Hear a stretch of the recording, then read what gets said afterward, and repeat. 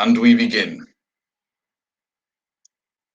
I want to show you a very short clip. If you recall in the last video, Jeff Gariepy, he was telling his fans how he spoke to the police about the disappearance of his common law wife, whom he calls Mama JF.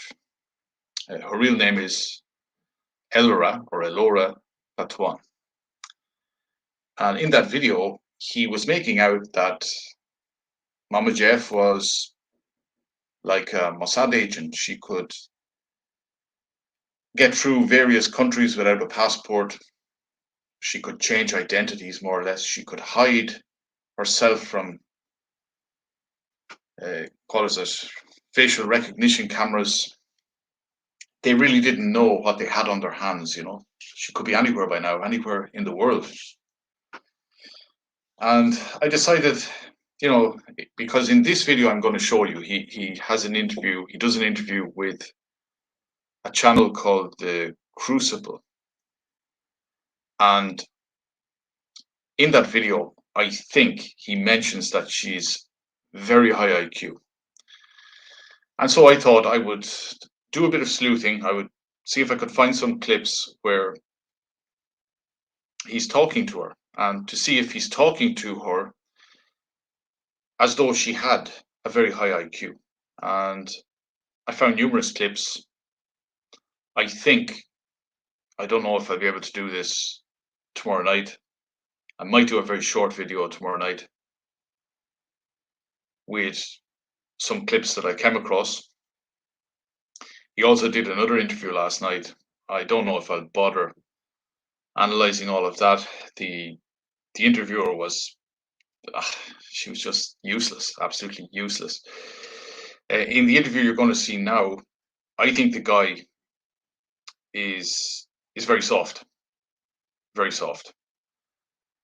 Obviously, the two guys, they have mutual respect for each other, but the interviewer is very standoffish, I think. Now, I know because I listened to an interview afterwards within which the interviewer is explaining how he interviewed JF Gariepy, etc.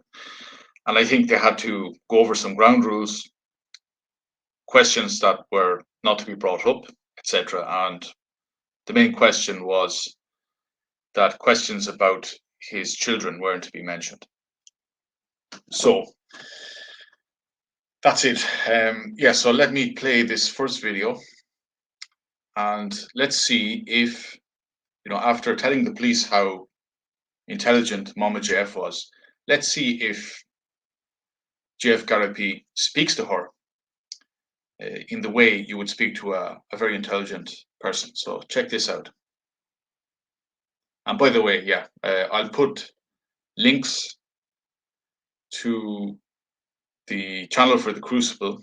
I'll also put a link for JF Gariepy's Odyssey channel, so you can check out his content, his videos. And I'll put links in for my social media, my Odyssey, my BitChute, etc., Substack, YouTube, if you're watching this on a different platform. Just in case I get kicked off one platform, I recommend people subscribe to the other platforms. That will be in the description of this video. So here we go. Let's see JF speaking to someone whom he considers a very high IQ individual. Is Mama JF bringing? Oh, look at this! Beautiful potatoes ready to plant. Oh my God! This is going to bring so many potatoes. Look at this. Just this can raise a full plant of potato and give us maybe 5 or 6 potatoes. Beautiful. Board Mama JF, thank you so much for bringing this.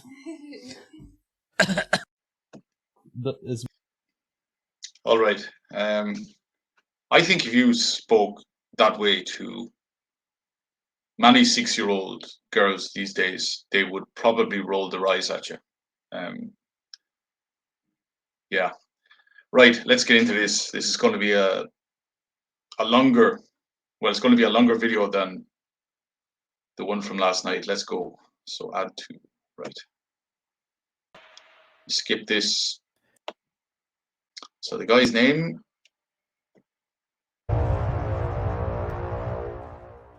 Andrew Wilson. Okay. Skip this. Okay. Good evening, ladies and gentlemen, and welcome back to the Crucible. I'm your host, Andrew Wilson. Tonight we have someone who's no stranger to the Crucible. He's been on for multiple debates, but now apparently he's landed in it a bit. JF Gariepy. Welcome all. We're going to bring him out for an interview in just a second. Hello, Ethan Ralph. Hello, Kino Casino. Hello, everybody who's stream sniping.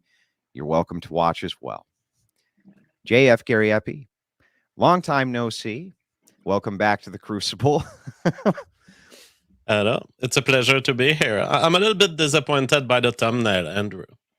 What was in the thumbnail? It's a little neutral. It's a little drab. I would have gone with something like exclusive interview, the Hudson Bay Butcher. Yeah, that's how you open up an interview when you know the feds are parked outside your gate. That's exactly. This is the perfect tact to take. Introduce yourself as something like that. Yeah. Yeah, well, so, speaking of this, and by the way, I'll get on my thumbnail guy about this, because you're right. I feel like in this exclusive, I really should have gone all out, and so I probably have to fire him. But I have heard rumors to the effect of everything that you have bashed Mama's JF's brains in with a shovel to you have been picking her remains out of the refrigerator and eating it for breakfast. Now, all right, so you can see the interviewer, he's trying to introduce merriment in a very difficult situation. And what he's trying to do is more or less take off from the very start, take off the agenda, the notion that Gariepy could have done away with his wife. So at the very start, you get no sense of neutrality in this interview. They seem like buddies from going way back, even though, according to Andrew Wilson, in a later interview about this interview, he says he doesn't really know Gariepy very well. They just occasionally exchange direct messages and do the odd stream, whatever. So, JF, I don't want to put any words in your mouth, but going backwards to forwards, can you give us a good established timeline of events? Yes, and what you just mentioned there seems to be the perception of some people on the internet, and so I find myself forced in these interviews and in my own show.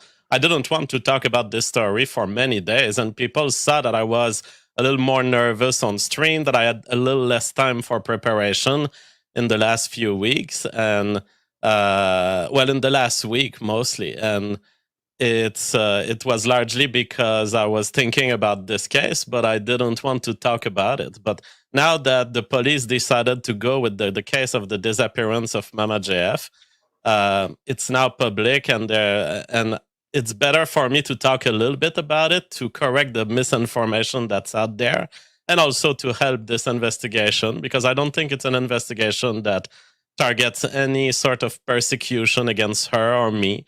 I think that there's just too much people who want to know where Mama JF is, and they got worried, and justifiably so to some extent. I mean, no one knows where Mama JF is currently, as that we know. She has gone on a trip, and she left no trace behind, and she intentionally, apparently, got rid of anything that could help track her. So. In the modern world, it's very easy. If you keep a credit card, a cell phone, anything, they will be able to get back to you. But Mama JF chose to go another way, went off grid, and on her own volition. So that's a project that she had been working on and preparing for many years.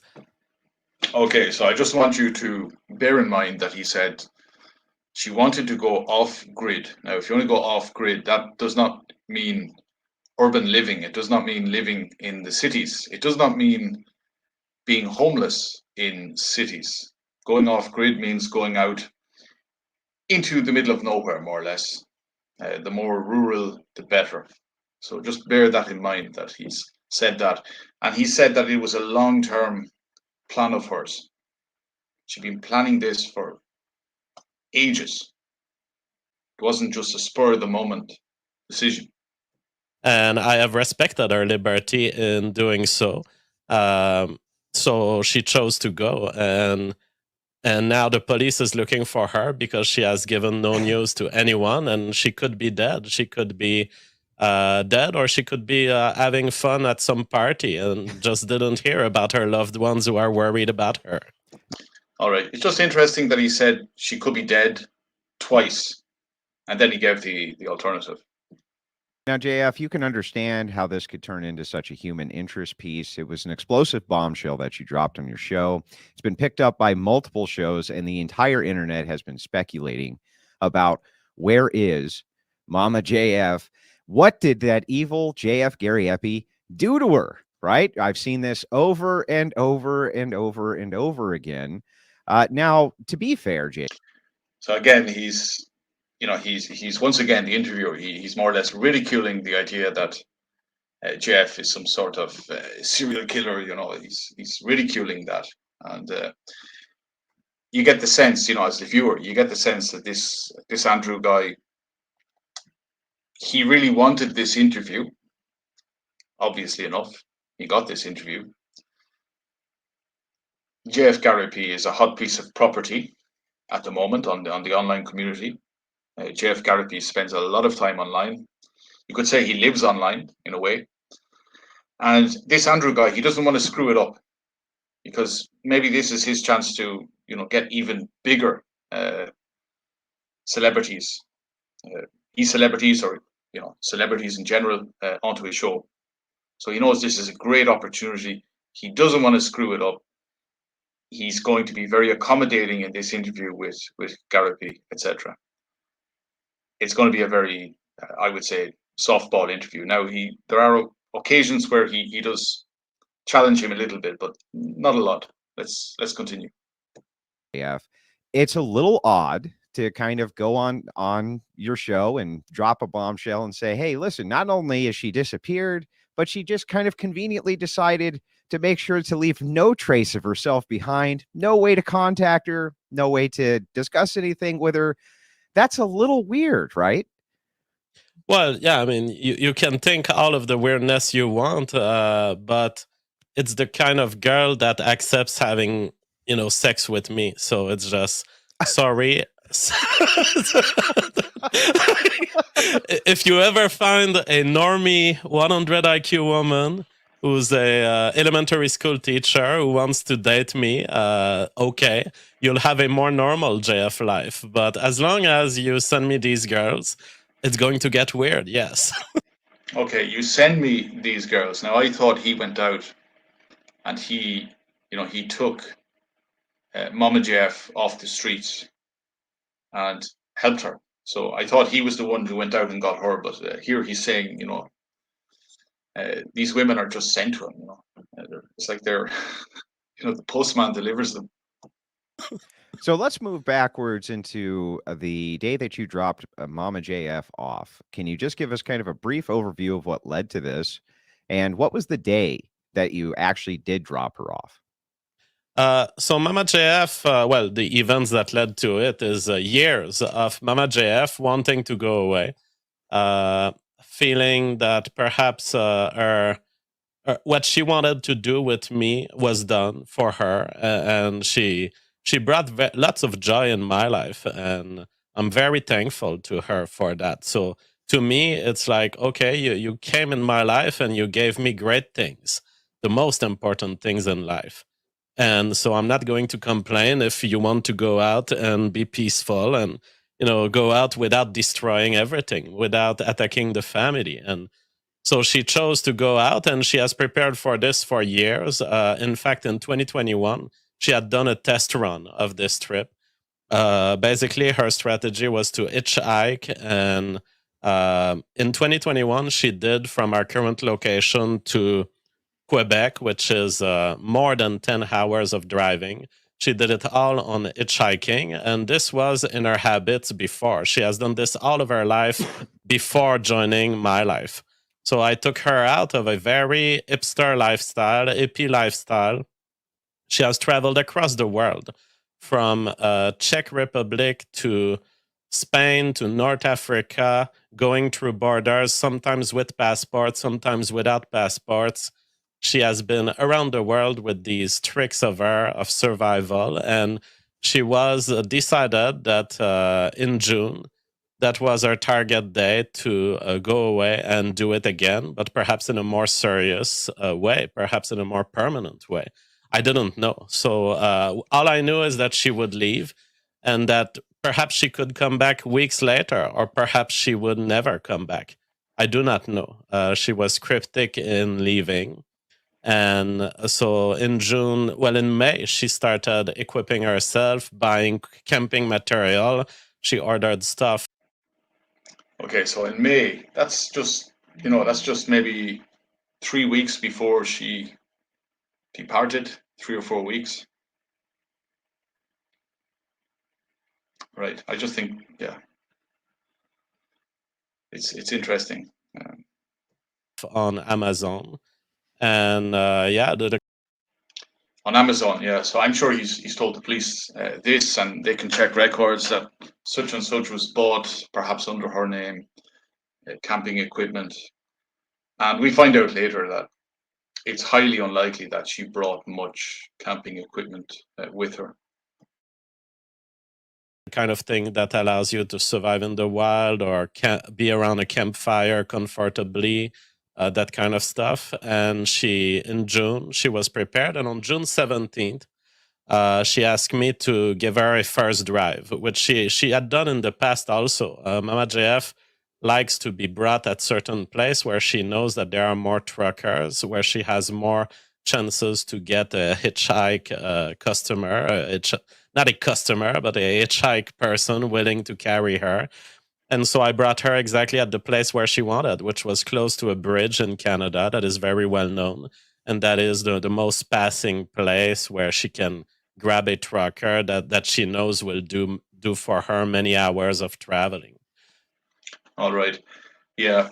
Someone said that they looked up this King Edward Island where she recently resided, well, up until a few months ago. And they said it's like 48% forest. So for her to go off grid, she wouldn't have to leave that island. She wouldn't have to go to that bridge and, cross over to the mainland. It wouldn't be necessary. But anyway. So I dropped her there in front of cameras of a gas station. I'm giving these details for the conspiracy theorists out there who think I'm a murderer. And I gave, by the way, everything I'm telling you tonight, Andrew, I told the police. I understand. So I dropped her in front of cameras at a gas station, and at the beginning of the investigation, that was the last time. Again, you'll notice this. He remembers important details, the details you would need, to come across well in a police investigation, interrogation, whatever. He remembers those details, but he doesn't remember other details. Now, if let's say the alleged mother of your alleged 2 children, she's been living with you for a number of years. She absconded once for 2 weeks, but she came back. But more or less, she's been with you for 5 years. And she decides she wants to leave. That's a pivotal moment in your life as the husband. It's a pivotal moment. And I think you're going to remember with clarity the day you dropped her off, thinking you might not see her again. So you're going to remember the weather. Okay, there are certain details you might not remember, but in his case, we'll find out later, he wasn't sure what she was wearing. He wasn't so sure about what she had brought with her, but he remembers that there were cameras. You know, there were cameras where he was dropping her off. He remembers that. He doesn't remember because there's the interview he gave last night with that woman, clueless woman. He told her that, you know, she asked him, did he get gas at the station? And he said he couldn't remember. He'd have to look up banking details. So things like that he doesn't remember at all. I think you would remember a lot of. Obviously, you're not going to remember everything from that day, but I think you're going to remember a lot because it's a serious day in your life. The woman you've been living with for 5 years is leaving, and you're dropping her off. And in your head, you might not see her again because she's planning to go off. It depends on. Sometimes he says to go off grid, and on other occasions he more or less veers towards the idea that she's a social urban creature and she's going to be with truckers, and you know, she's going to be living on the streets, whatever, you know. I think you're going to remember that day with a good degree of clarity. Anyone saw her, and that was the last time I saw her. On June, in the early afternoon, June 17th, she was at that gas station telling me goodbye and equipped for her trip. She did travel, and in the 2 following days, I knew that she was alive. So June 18, June 19, we had some contacts and some exchanges. What sort of contacts and exchanges, JF? Yeah, just to say, like, if it's a 2-hour drive from his home to that gas station, you think he'd be able to recollect some of the conversation they had. You know, 2 hours in the car alone with, you know, somebody else beside you who's going on a journey. You think you'd be able to say, oh, she was telling me about this on the way, or she was saying she was excited about, you know, exploring this, or maybe finding this plant. But we don't get any information about the long trip to the gas station. Well, I think we tried calling each other at some point. The reception wasn't super good, and then we transferred to text. We discussed. Yeah, so I think I mentioned this in last night's video. You know, I wonder, was there an actual voice conversation? You know, is that on record? Text messages. You know, it's, as I said, anyone could send a text. Someone could steal your phone and send text pretending to be you. To make sure that she was okay. On June 19th, I had her last contact in text. And she told me basically that she would drop her cell phone behind. She would abandon her cell phone, and that she would not be reachable. And I just made sure that she didn't have any evil intent against me. All right. If, let's say, someone you know, it could be a man, it could be a woman, they've told you they want to go out and spend time out in the sticks, like way, way, way out in the sticks.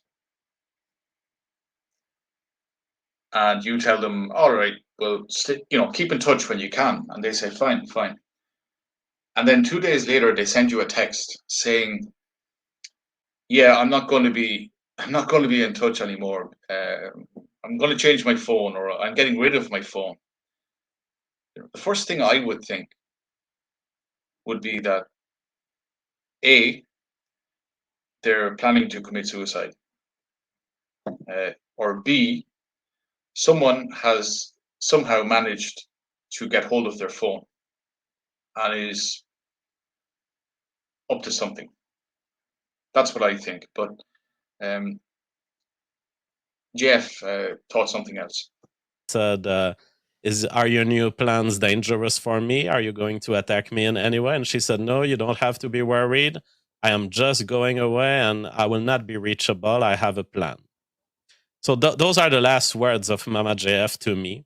And on that very day where she sent that text, we now know that she was seen in another location than the gas station I dropped her. Yeah. Yeah. Now, is this an eyewitness or is it from a camera? If it's from a camera, obviously it's much better. It would be good to know that. I She actually was have that in. here. This is the RCMP who are continuing their investigation into this case. And this was released, looks like they say that the last time that she was seen was on June 19th. And so this is when you're saying is the last time you talked to her as well. Yes. So on Okay. June 19th, she has sent that text, and she was seen by people there in Moncton, New Brunswick, which is at least 2 hours, about 2 hours, I think, from where we live. So she had done already some traveling on hitchhiking, and she had gone from the gas station I had left her, and she was already progressing on her trip. All right. Just to confirm, I don't know the distance from their home to the gas station. I don't know the distance, but obviously, if he dropped her there, it was far enough that she couldn't just walk. So there would have been time for them to converse in the car and for him to mention what they were talking about. Maybe they weren't talking at all. Maybe they weren't really, maybe they weren't on speaking terms. It's possible. That is the last time for now that we know publicly, and that I know. It's the last time anyone has ever saw her or communicated with her. So we, of course, during all this time, I informed her family that she was going toward them, because I knew that she was probably headed west. Okay, this is strange now because he says he didn't know where she wanted to go really, but he said he knew probably, he knew probably that she was going to go west towards her family in Canada. So I informed the people around her and the people who care about her. Whenabouts was this that you informed them? From the very day I dropped her on June 17th. And so Okay. they knew about it. And the position of her family, who loves her very much, is that you cannot retain a woman against her will. And they have always been clear to me that they don't want me to beat Mama JF. They don't want me to intimidate Mama JF. And I've always lived by these principles anyway.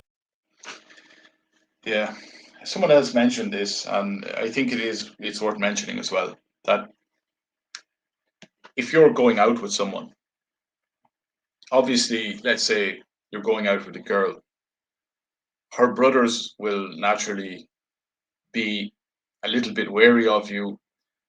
They might communicate to you, but it'll be in very subtle language. They might just say, keep it, look after our sister. But I don't think they're going to say, hey, we're going to just list out a few rules here. Never beat our sister.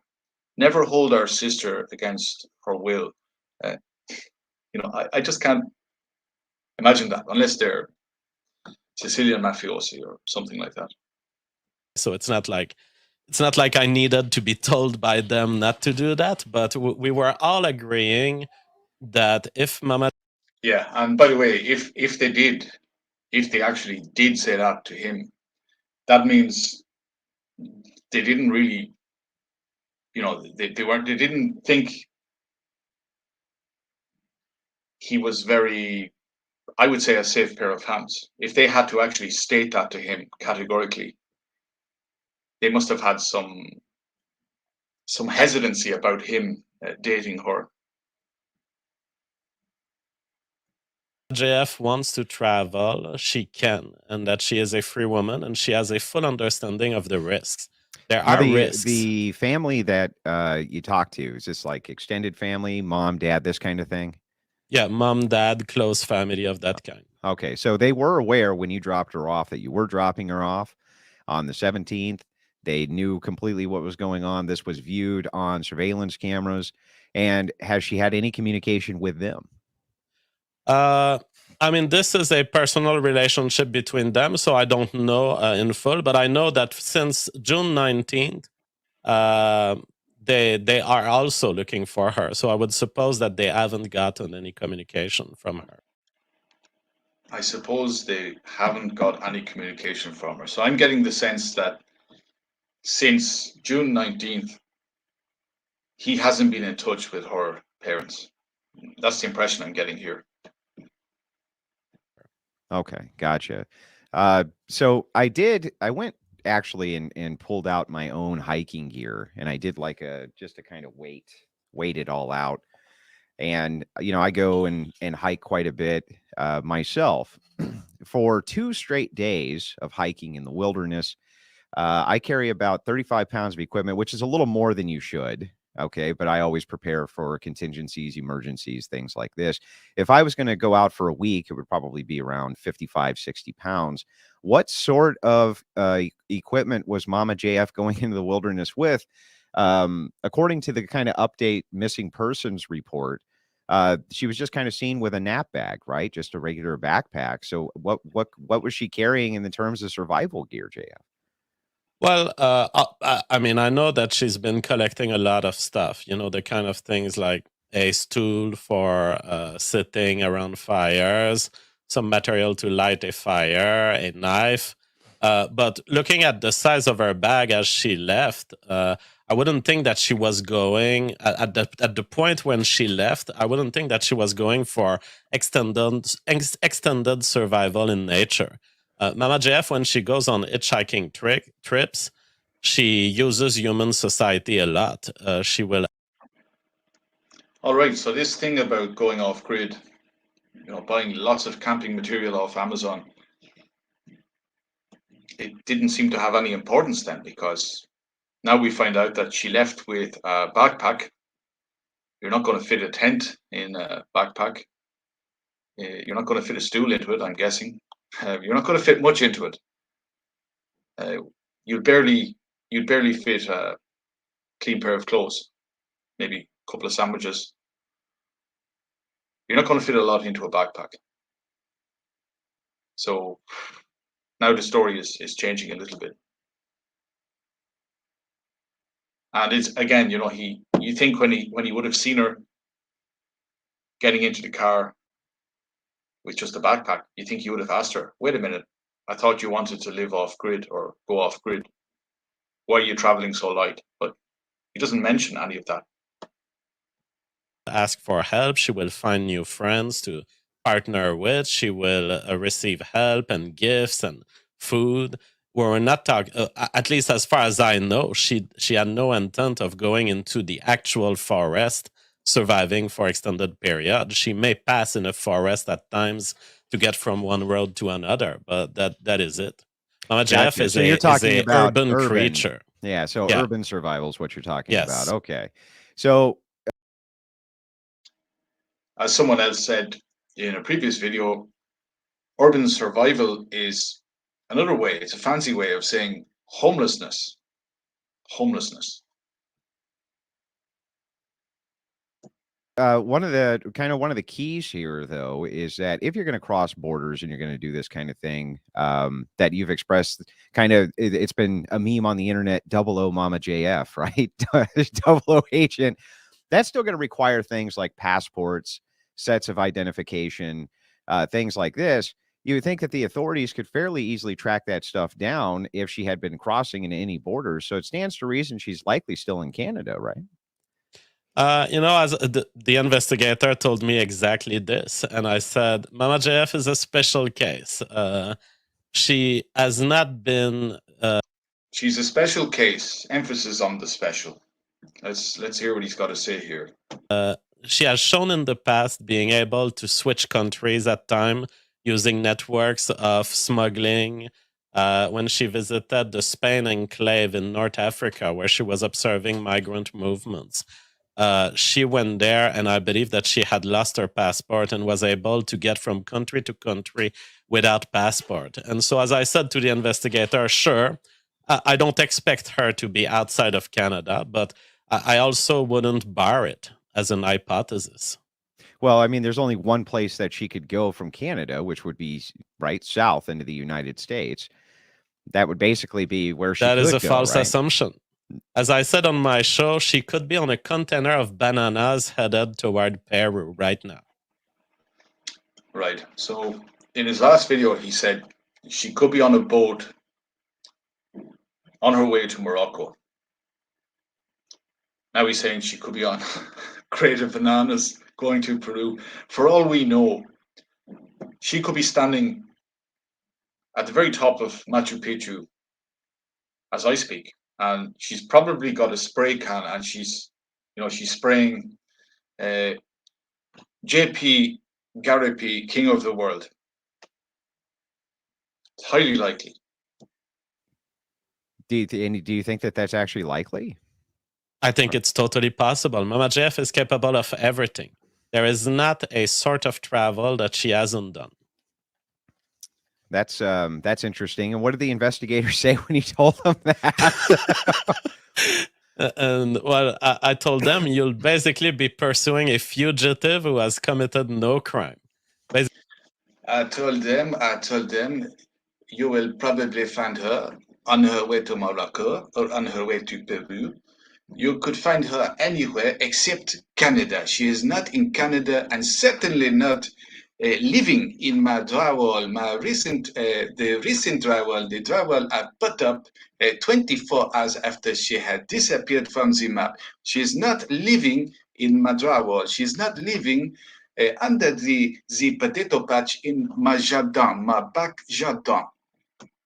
Basically, Mama JF will hide from you guys. And if you want to have fun finding her, go ahead. But you're probably trying to, and this is my point to the investigator. I get it that you have standards. You have to do stuff. And when you hear about a woman who has disappeared, you have to unleash the whole cavalry at her no matter what. We don't know. She could be in danger. But most likely, you're deploying all of these efforts for a party girl who just happens to be hiding very well.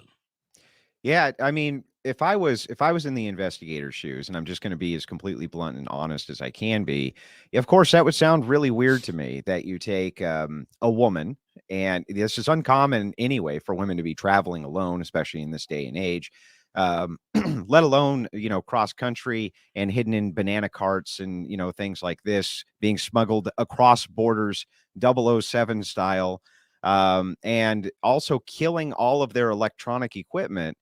So that nobody can track them. It does sound really like I almost don't blame the internet for being kind of mad at you, JF, because it sounds awful fucking suspicious, right? And it's okay that these suspicions develop. Let me tell you, the investigators are super professionals, and they didn't fall for what the trolls of the internet right now are. Did I say in my last video how great the police are? Well, now let me say it again. They are super. They are wonderful people. They are great people. They have not found my wife. Wonderful, wonderful people. Falling for what the Ramsey Paul of this world. Ramsey Paul is on exactly the line of logic you just laid out here. Mm-hmm. Oh, it's weird. Oh, you cleaned your house after she was gone. It's weird. Let me tell you. I did see that video, by the way. The policemen have shown so much more intelligence than these people who I considered friends. Like Ramsey Paul has been a guest on my show before. I didn't expect to be betrayed like this. But the investigators, they don't fall for this crap. The investigators are all about facts, and they have ways of checking what you say. I remember the first time they interviewed me, he looked at me in the eye and he said, "So you're telling me that we're going to see your car at this date, at this hour, on this camera?" And I said, "Yes, you will." Yes, you will, because I remember the camera. I don't remember really much what she was bringing with her. Can't really recall our conversation, on the way to the bus station. But I remember that camera, all right. Yes. So they didn't fall for me being a suspect at all, ever, at no point of this investigation. At no point, guys, at no point. That's why they're parked outside his gate. That's why they're parked outside his gate, because they don't think he's a suspect. When the police, when the police don't think you're a suspect, the last thing they do is park. Like if they think you're a suspect, they're going to park 20 miles away from your house. They're going to give you space. They're not even going to follow you. They're not going to see what you're throwing in the garbage. They're not going to bother going through your garbage or anything like that. But when they think you're not a suspect, like Jeff here, they're just gonna park right outside your house, just in case you need a tissue, and they can offer it to you so you can cry, this type of thing. Despite the fact that I laid out exactly the same story that I lay out on the internet. So you say, yes, people have their suspicions. I believe that if we can use this case, because of all the nervousness that it induces in all of our family and everything, I think we can use this case positively to detect an epistemological error in how the mobs process guilt in our world, and how we always go to the man, and the closest man is always guilty no matter what. Okay, right. So once again, I'm not saying this Jeff guy is guilty of having murdered his wife. Yeah, I'm not saying that. I would be foolish to say that, actually, because at the moment there's no evidence. What I do find strange is what he says about his missing wife, and how one minute she's going off grid, the next minute she's going to live as a homeless person in cities. He doesn't remember what she brought with her. Doesn't seem to be interested in where she is. Really thinks it's a waste of police resources to try and find her. Actually, has this idea that she's some sort of James Bond. When he says things like that, that's when people become suspicious, and that's when people start speculating. And once again, he's not doing himself any favors. I think he's starting to feel the pressure. The arrogance is slowly beginning to crack with this guy. It'll take a lot longer because there's a lot of arrogance here, but eventually, it is going to crack. I have people telling me, you're still guilty even if you didn't kill her. You're guilty of neglect. I saw that video clip. And you're still guilty if you haven't neglected her. You're guilty of not having convinced her to stay. At this point, I'm guilty of what? Of being a man and having a woman who doesn't want to be with me anymore? Yeah, I should say, you're innocent until proven guilty. But if you're under investigation, if you're the spouse of a woman who's been missing for 4 months, you should just turn off the computer. Just log off while the investigation is going on. Just log off, keep your mouth shut. And I'm saying this even if you're innocent. But this guy's so arrogant, he's just chatting away to everyone, It's insane. They want you to keep the woman, but if you keep her, then you're a kidnapper. But if you let her go, then you're a neglectful husband. I say crap to all this, and I say, Mama JF is a free woman who has demonstrated extreme ability for survival. Like the chances that you wouldn't get raped through what she's gone through in her life is almost zero. There is a video wherein she mentions how she was once tricked into being a pedophile. Now, I don't know the backstory to this, but I thought it was very strange. How could someone be tricked into being a pedophile? So this is the type of woman we're dealing with. She seems to be very easily duped by people. She seems to be a very suggestive individual. You could probably tell her, you could probably sit down with her and watch that film Into the Wild and turn to her and say, you know what you should do? You should move out to Alaska. Move out there. If you start traveling now, you might arrive there in winter, in time for winter, and you can just live in an abandoned school bus, and call yourself super tramp. It worked out for the guy in the film. Why don't you do what he did? You'll do it even better. And she would probably say, that's exactly what I'll do. I'll move to Alaska in winter time and live in a school bus, an abandoned school bus. Yeah. Almost zero, and yet she has done it, and she has never had harm come her way against her will. And so I respect her intelligence and her capacities. This is a woman who can pull out a violin from her box and come play with me on the show while I do an improvised tune that she's never heard about. This is a high IQ, extremely capable woman. And personally, I always told the investigator, I don't think she's in trouble. I still think as of today that she is good. Gotcha. Well, I think there's a lot of merit in what you're saying. When it comes to like, why would you instantly, without knowing much about the case, cast aspersions? I think that it's okay for people to inquire if something sounds off. I think that it's wrong for them to jump to conclusions. I do also understand, though, that while you are correct that they probably shouldn't point directly at the closest man, oftentimes the closest man is responsible for the disappearance. If we look at the stats, I mean, that does happen quite often. Most murders happen from family members, things like that. But And see what you everybody just thinks did they're this. Right. You're going to see him blow a gasket here. Listen to this. internet detective. What right? a wonderful computation you just did, except that it's only allowed against white men. Make that computation against any other category and we'll see what happens to you. Well, I mean, it's just men in general, isn't it? Well, no, because there are statistics that would allow me to say the exact same bigoted thing you just said. And they would allow me to say it, and I could get banned for saying it. Yeah. So people wake up, just check your own bigotry. You guys are all after.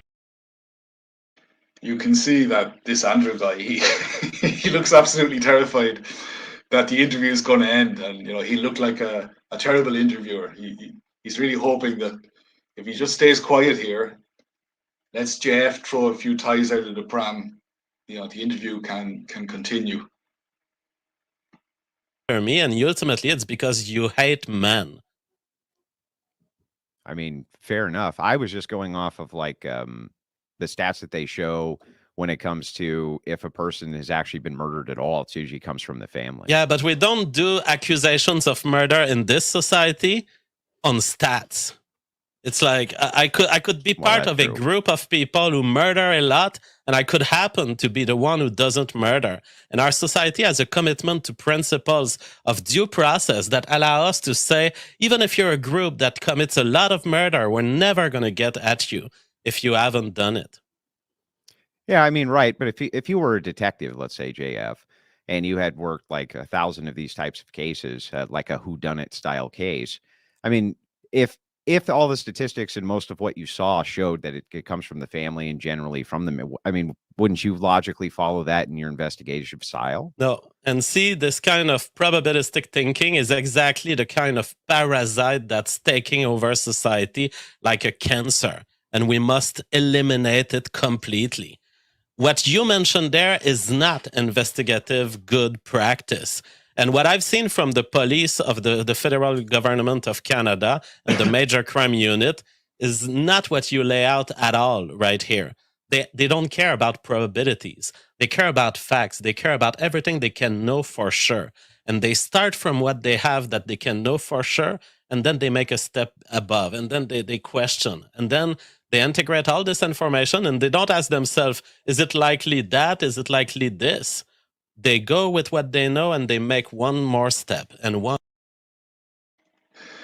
And then they knock on your door every morning, 4 or 5 consecutive mornings at about 9 o'clock.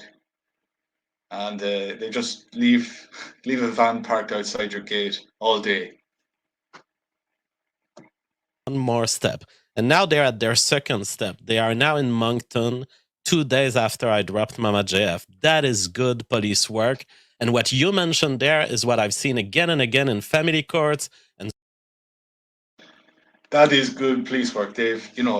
2 days after she left, so 100, not 120 days ago, 118 days ago, they've got they figured out where she was 118 days ago. That's they should all get medals. Social workers and that kind of bigoted bureaucrats who kidnap children, and I say fuck this. That I'm actually so sounds happy to reasonable be to me. surrounded by professionals for once who want to do these probabilistic calculation. Finally, in my life, for the first time, I get due process. Well, I mean, I think what you're saying is reasonable. You know what I mean? Maybe it's a presupposition I've never been challenged on, so I find it to be fair. In this particular case, I wanted you to be able to come out and kind of give your side of this, and give sufficient pushback. But I'm not trying to like crucify you or nail you to the cross. You know what I mean? Please, Jeff, don't leave this interview. This interview is so important for me. Please, Jeff, don't get angry, Jeff. I'm just like you, just want to know kind of what happened because it's a human interest piece at this point. I'd also like to notate, because this is something that has come up multiple times, of course. During the video, you did say, you went through, you kind of cleaned up your house, this and that. And I saw a Twitter take, which was interesting. The guy tweeted out, he said, imagine trying to crucify this guy because his girl leaves and he cleans his house, right? Like that seems a little bit odd that's the society we live in. But I mean, it is the society that we do live in. But on the other hand, again, it kind of rings the alarm bells a little bit. If there's a missing person, you're thoroughly cleaning the house, right? Can you kind of walk us through the process there, why you decided to do the new plaster work and all of this shortly after Mama JF is gone? The thing is, when you listen to these crime stories on TV, you see a lot of mentions of, he was seen by a neighbor frenetically cleaning his car. And people have integrated this and they've thought, oh my God, this is a piece of evidence. And they concluded from looking at my old videos from the time around June, around the date where I left, where I left Mama JF at the gas station. They started making the conclusion that, we have a piece of evidence here. JF mentioned cleaning his house. What these people don't realize is when police, they process through the cleaning car or cleaning house, it will be often in relation to a place where there has been a murder. They will clean a car because there was blood in the car. They will clean their house because there was blood in the house. In my case, the police has already established that the last contact of Mama JF happened very far from my home after there were no more contacts between me and her. And so it's not a case where they would have a location of murder that would be tied to my frenetic cleaning of it. So I'm afraid that in this case, it's just a case of the trolls of the internet improvising themselves investigators and watching through my whole videos and detecting this one detail. I cleaned my house when Mama JF was gone. And if you don't understand why, you probably have been single forever. Anyone knows that a female has a lot of imprint onto a house. They do a lot of crazy stuff. Sometimes they play with water. Sometimes it gets into the electronics. I mean, Mama JF has... Yeah. It's very common for high IQ James Bond people to play around with water, and the water gets into the electronics. Very, very common. Very common. There was something else I wanted to say here. Yeah, so like it's not like he just swept the floor. It's not like he spent 20 minutes sweeping the floors of the house after she left. He replastered the walls. He even said he renovated. He renovated. What else? He sterilized the house. Now, to sterilize, I think you can use bleach. Bleach can be used, can it not? To sterilize surfaces, etc. So it's just, when people are suspicious, people are curious about things. If they see certain inconsistencies, then they will go back and they will look at this guy's videos around the time of her disappearance. And there's a video of you, Jeff, and you're ecstatic because you're saying how great it was. You were able to clean the house from top to bottom. You renovated the house. You said you did it. I think it was in 3 days or something. So in a very short period of time, there must have been a lot of activity going on in your house. It was like you rebuilt the house the way you were saying it. And the fridge, you were able to clean out the fridge, get rid of all the clutter, etc. And when people who are already a little bit suspicious about certain things you've said in your recent video, not matching up with other things you said, and then they go back and they come across this, it raises red flags. It doesn't mean you're guilty, obviously, but it raises red flags. Has broken 2 of my laptops just playing with water. So when a woman... Right, so this woman was costing him a lot of money. She had destroyed 2 laptops by playing with water. Leaves the house and she has controlled the fridge, she has controlled the plates, she has controlled the placement of all of the tools in the kitchen for years. You come back to your home and you look at it and you want to reshape it in the way you want.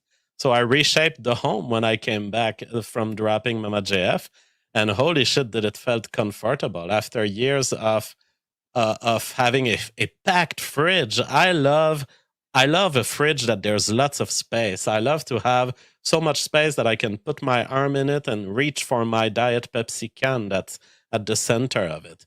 I couldn't do that with Mama JF and all of her lettuces and her carrots and her beets. So yes, I did clean my house when an important event in my life happened, which is that my wife has gone on a trip, and I would never know when she would come back. Well, and so just if this is, as I said in the last video, he didn't know when she left. In his head, he said she could be back in 2 weeks or 2 years. He just didn't know when she'd be back. But if he immediately set about reconstructing his house, sterilizing it, etc., that doesn't sound like someone who's and then getting rid of the clutter, cleaning out the fridge, all that. It just doesn't sound like a guy who's uncertain as to whether she'll be back in a fortnight or not. off bounds, you can tell me. Are you and Mama JF married? Well, I call her my wife. We are common law spouse. Okay. But for paper reasons, we didn't have an interest in marrying ourselves. But I consider myself tied to her forever and bound to defend her interests forever, dead or alive, and with a boyfriend or a new boyfriend or not, I will always respect what Mama JF has done in my life, and I consider... Yeah. What kind of husband? What kind of husband comes out with that? He's tied to her, even if she has new boyfriends. He's connected to her. It sounds like total cuckoldry. consider myself a servant of her interest forever. Okay, gotcha. Moving backwards a little bit, if you don't mind, kind of the lead up. You said that there was a plan that she kind of had for forever, right? For a couple of years, as was what you said earlier in the broadcast here. Have you guys discussed this plan? Has she talked about it a lot? Did you try to talk her out of the plan? Like, kind of walk me through the plan of Mama JF. Yes, I've always advocated that Mama JF should stay with me and continue building a family and continue building our dream farmland that we have been living. All right. So he said, continue building a family. Continue, which means they had already started, which means they must have at least one child together. On. But Mama JF had a pull that was pulling her back to her hippie lifestyle. And this has been forever. I mean, it has been from the first year we were together in 2018 that she would talk about this. All right. If you know this about the woman, if you know that she's got this gypsy Jean, that she's very footloose and fancy free. She's a free spirit. Why would you, I'm just wondering, why would you try to plan a family with a woman like this who could up and leave at any time and who could up and leave with your children at any time? So the plan, you say, what was the plan? Well, it's hard to get a plan from a hippie. She doesn't have a mind like mine. She doesn't make plans that are explicit, but she had dreams. She dreams of being a star, of making noise, of sometimes she dreams of promoting the revolutionary phenotype. Mama JF had a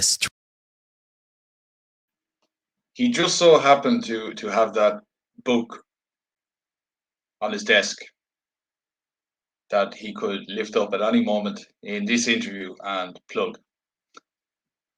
An interview that's about his missing wife. strong idea that she had to push ideas out there, change the world. Sometimes she wanted to build castles where commune of hippies could be gathering and living together. It's hard to present as a plan, but that is the mind of Mama JF, which I respect. So, yeah, all these things. She was dreaming of a wild life and a crazy life. And, I'm going to ask this one too. And of course, you can brush it away or tell me it's off limits or whatever. Were you guys feuding and fighting about this in the lead up to kind of the drop off? And was there kind of contention about this? Obviously, you didn't think it was a good idea. Yeah, no, I don't fight because I'm a libertarian and I have so much invested in preserving my good relationship with Mama JF rather than be conflictual about it, that it's not in my interest to fight or to pressure or to make her feel comfortable. So what she always had from me was saying, I oppose to this. It's bad. You will expose yourself to all sorts of risks. You could get raped, you could get killed, anything could happen to you. But if you want it to happen that way, I fully respect this, and I'll drop you at the safest place I can. Has this? All right. I wonder, his libertarian values. I wonder would they have been identical if she'd wanted to leave, while 8.5 months pregnant. I wonder would he have had the same, with his child. I wonder would he have had the same libertarian philosophy? I'm not going to hold you back. I'm not going to try and impose any laws on you. You go, girl. You go out there to hippie world and live your dreams. I just wonder would he have had the same libertarian values had she left 8.5 months pregnant with his baby in her belly? It's caused you a significant amount of emotional distress. I mean, after all, this was going on for months before you were ever able to even come out into the public with it, and you may not have, right? If this hadn't turned into a missing persons case and this type of thing, has this really caused you a lot of emotional distress? Yes, certainly. I mean, it's normal for someone who doesn't know where their partner is. It's normal to. It has caused me a lot of emotional hurt, a lot of pain. By the way, here is my book, The Revolutionary Phenotype. Buy it in all good bookshops. Be nervous, and there's lots of nervousness in not knowing, in imagining the worst scenarios, in also the restraint that you have to have, because, for example, there are things that I know are in the investigation right now that I will not mention and cannot mention. I understand. Because there are things that you have to defend people's private rights to, privacy. There are things that if you say them and they're not totally conclusive yet, it could disrupt the investigation because it could throw off a lot of traces of people saying, oh, well, if that was established, I'm not going to call the police. And you don't want to create this inhibitory effect. And you want everyone to be on their best behavior and to be thirsty to call the police and and try to report the most facts they can. So all of this combined, yes, is a lot of cognitive load, a lot of effort. But let me tell you, the peacefulness of Mama JF in her desire not to hurt me is something that is so much more tolerable than a lot of other cases that have happened in my life. There's a way in separation, I'm sure you know about it in our current world, where women can destroy the lives of their husband. And often they can do it on destroy them purpose. financially, they can kidnap the kids, they can do anything. The fact that Mama JF has decided for this trip, but in a way that was totally non-hostile to me, makes it much more bearable psychologically. And I totally respect the way she's done it. It's a clean way, and it's what we should be headed toward. If we had a society that denies women the right to make these false allegations in family courts, that denies those false rape defamation case that people start against men, I think that would be highly desirable. And Mama JF, she had the moral pillar to be that way without society forcing her to be that way. Well, JF, the way that you kind of described that, this sounds almost less like it was a trip and more like it was an actual separation. Is that how you're viewing it? I don't know. Because Mama JF has done this before and she came back 2 weeks later. So when you are with a woman who has such an unstable, drive, you cannot know. The moment I left her at that gas station, I thought it was potentially the case that she would come back 2 weeks later, because that's what she did last time. So what do you trust? Do you trust your instinct? Do you trust what she tells you? Do you trust what she did last time? All of these factors are speaking to different realities, and you interpret all of this, and at some point as a man, you have to say, I have no control over what this woman does. And whatever she does, I will just be here when she comes back. I have no control if she wants to play with the water and destroy my very expensive laptops. I have no control.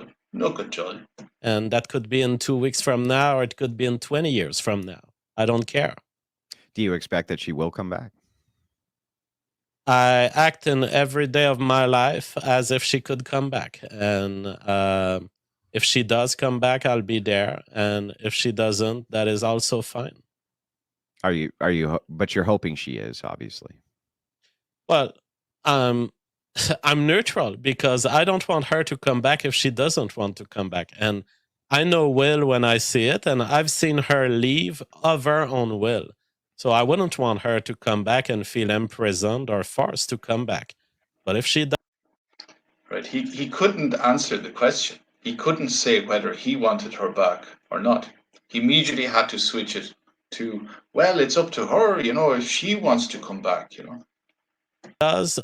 knows that she has my full support and my full commitment to her forever. If she was watching this broadcast right now, would you make the recommendation to her to go ahead and call the police and just let them know that she's okay? That way they could close the investigation up and everybody kind of move on from this? Yes, I would say, Mama JF, if you are listening to this, know that I've not started any of this process, but it started making noise in the media. So when it started making that noise, I had to come out and talk about it simply to correct all of those attacks against me and those lies. I have nothing against you, Mama JF, and I have not asked for these investigations to be started.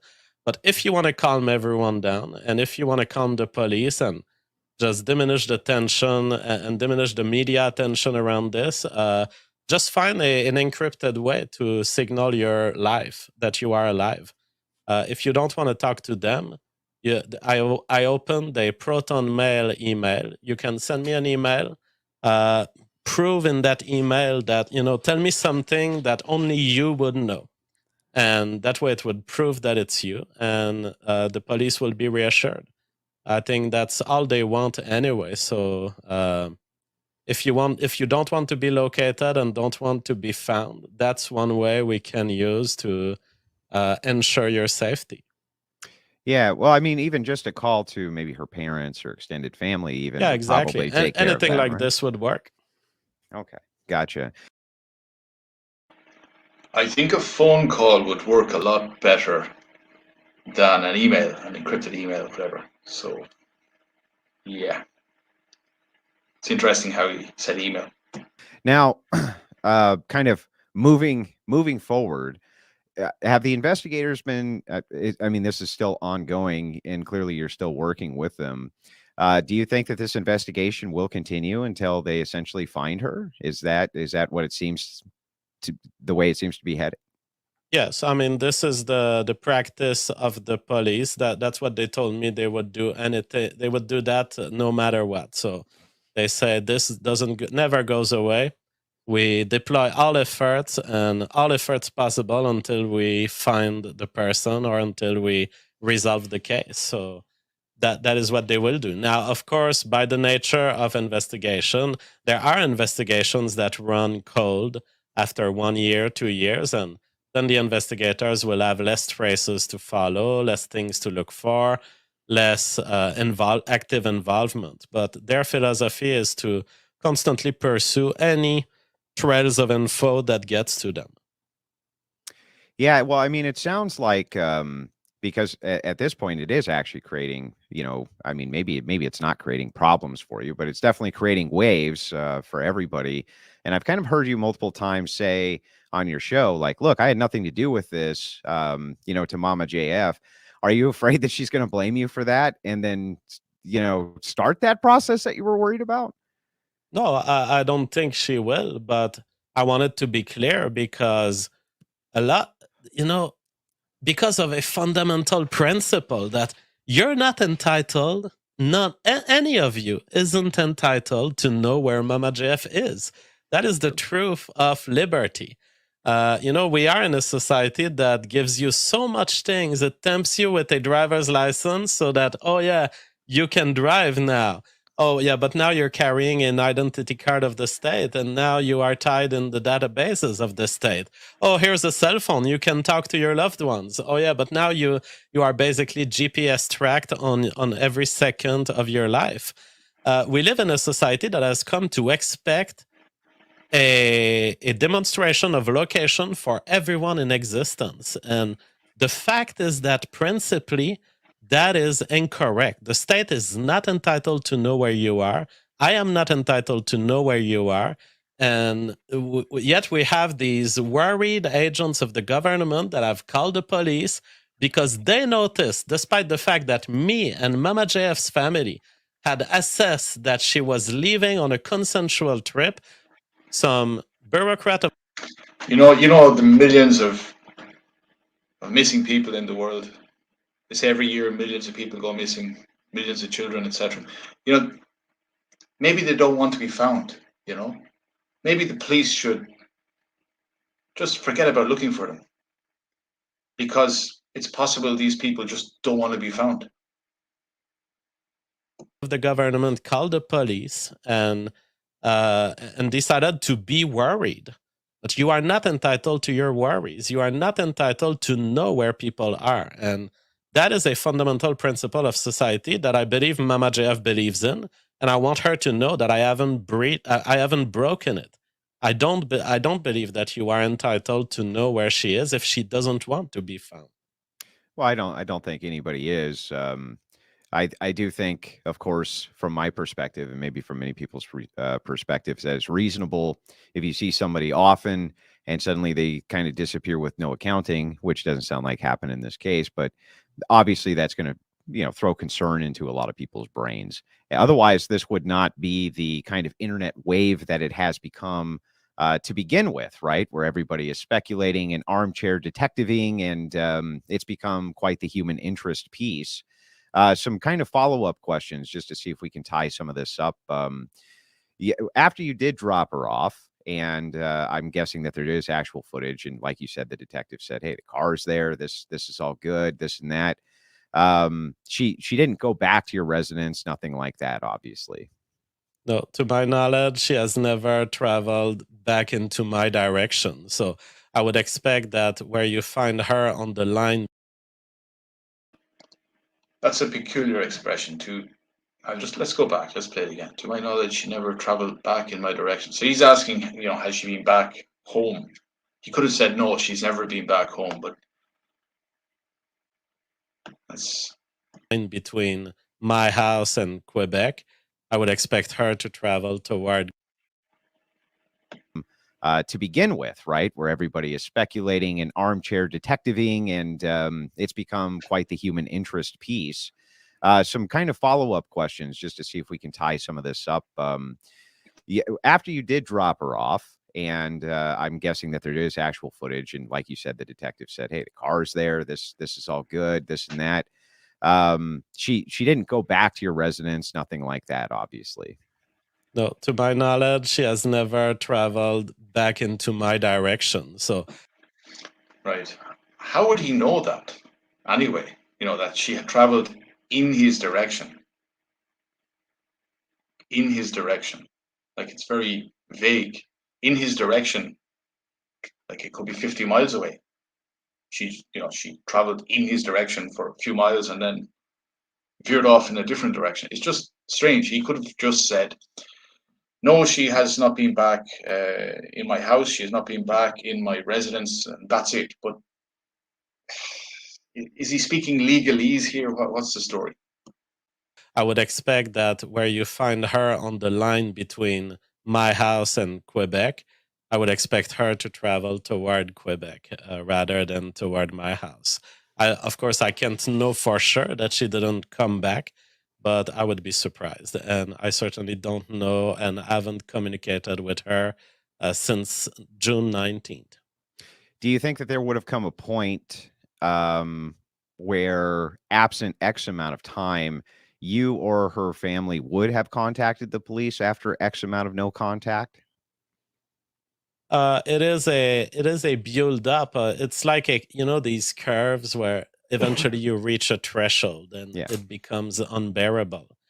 But given her past behavior, it's totally not out of the question that is still, as of today, that Mama JF is on a regular trip, going with her regular plans. Her family member, some very close family member to her, was telling me that in the past she's been switching country and not giving news for months. And so when we were seeing that, okay, it is October, she left in June. That's the end of June, July, August, September, October, 3 to 5 months approximately. That is within the space of what she has done in the past without giving any news. Just a question for the women out there. Let's say when you were younger, you were a bit of a globetrotter. You liked traveling a lot. And then you had children. Did you have it in your head to abandon your children? Let's say, for example, you had two very young children. One was 2.5, the other was a few months old, maybe. Maybe you were still breastfeeding the second one. And that idea of globetrotting re-entered your head, and it was very difficult for you to resist it, to resist the idea of doing what you'd done before you'd had children. So any women listening to this, let me know in the comments if this is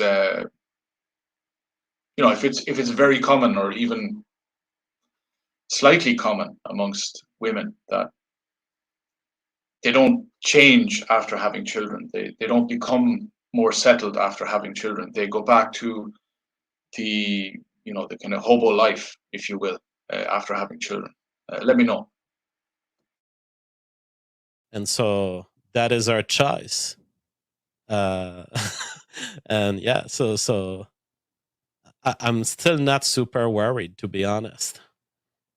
Yeah, gotcha. I mean, and there may not be anything to be worried about, but obviously, the reason that we're all here is because it's become a human interest piece, right? That's everybody and their brother is obviously discussing this. And I think in much of the time it's bad faith. Obviously, you've made many enemies on the internet over the years due to your views, and many people, I'm sure, would absolutely love if this were true. And then they could, kind of push against you with it, forevermore. However, many of them, so I remember back in our very first interview, JF, which was a very good interview, and I appreciated you coming on at the time. We were just starting the channel, and I had asked you a question, and you had responded with, because I've been pushed out of so many of these different circles, I have had to become kind of the orchestrator of my own press, right? I've had to become the kind of pusher of my own, my own press, essentially. And was there a little bit of leaning into this, maybe for the purposes of kind of self promotion as well?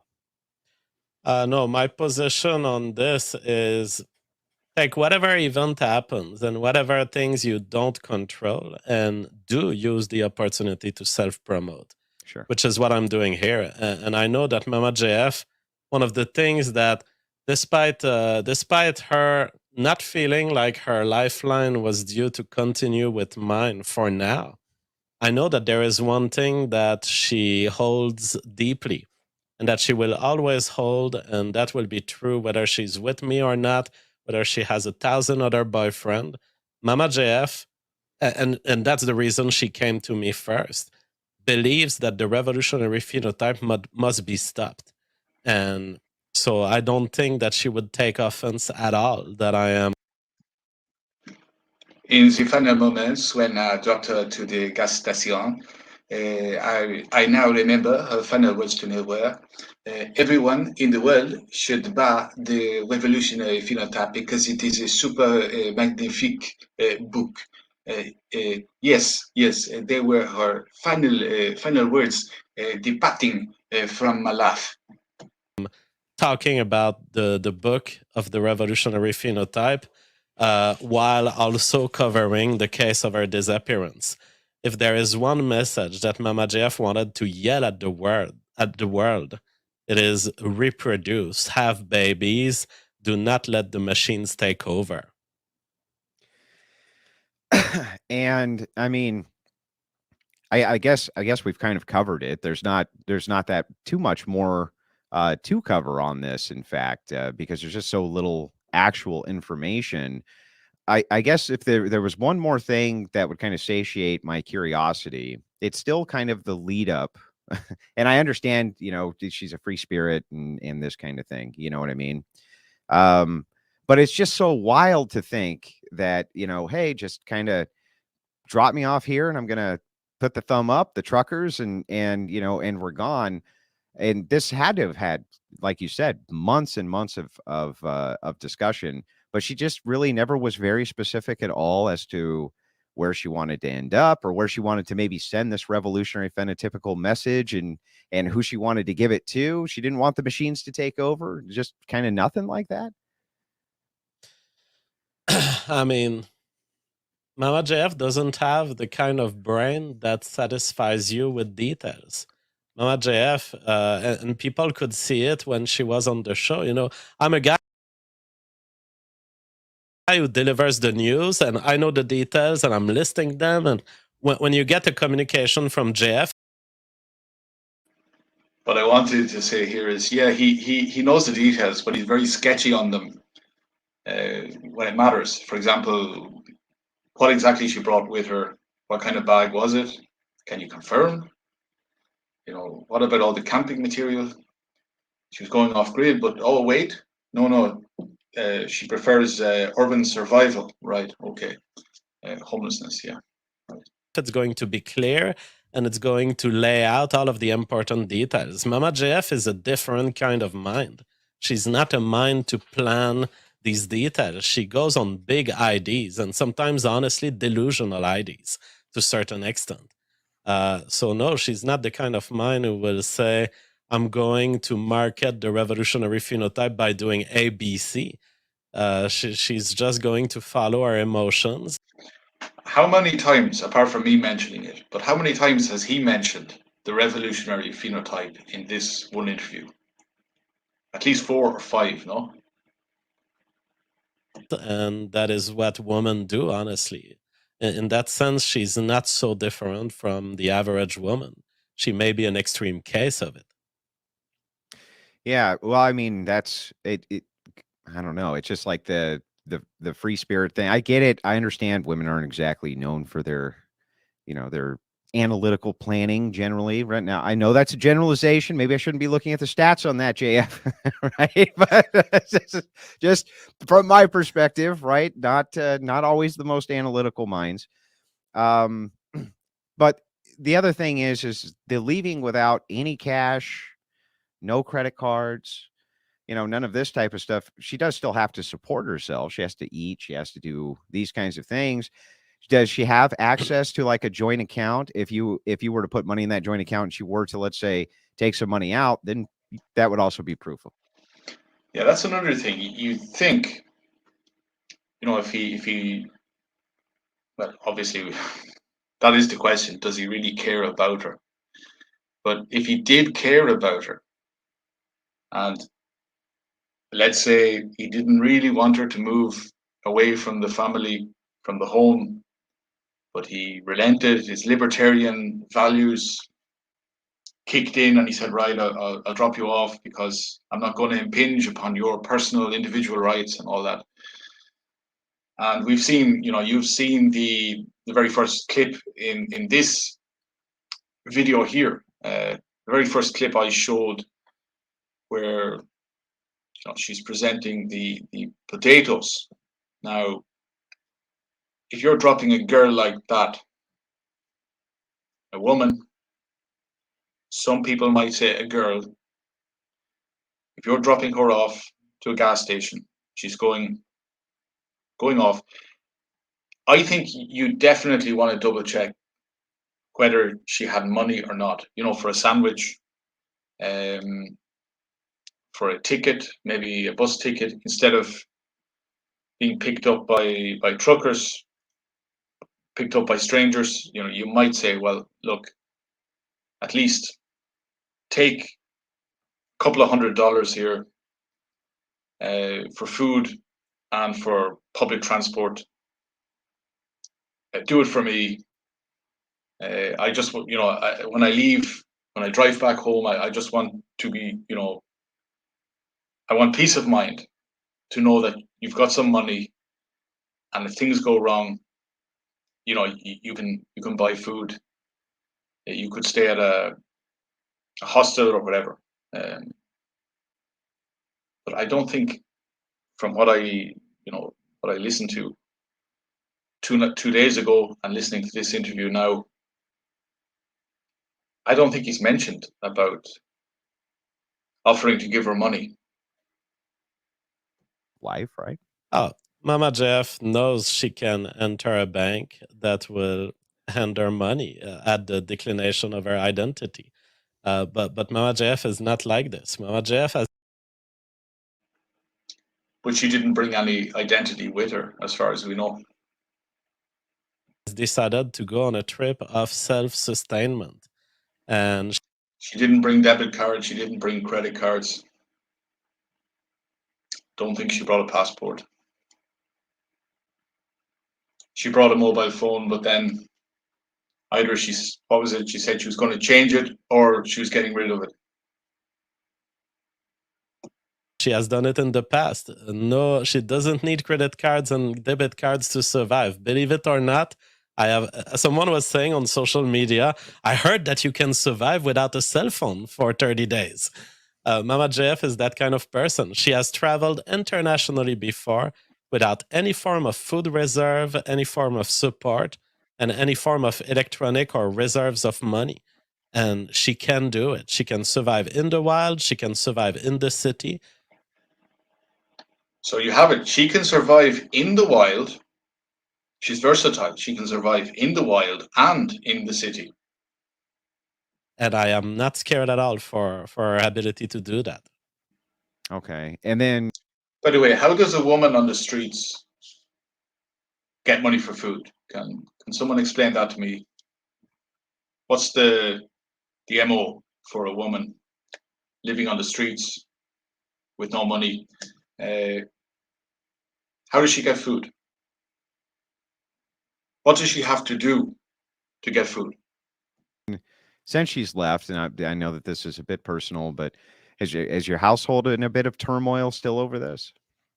Oh no, my household is in a beautiful state, and honestly, Mama JF, I appreciated her contribution to my life so much, but she is a disorganized brain, and honestly, my household is just better organized without her, and my fridge is cleaner, and everything is So, you get the feeling his life is much better without Mama JF. His life is much better. better managed to my taste as an autistic man who likes order and cleanliness. He likes order, he likes cleanliness, as he says, not cleanliness. And, I'm sure he's a guy who doesn't like women or girls playing with water and destroying laptops. So now he doesn't have to worry about buying a laptop every 12 months or whatever. He can buy a laptop and it's going to last him. It's going to last him longer. Of course, perhaps not to her taste, but if she wants control over our household, she can just come back and I will cede her back to her.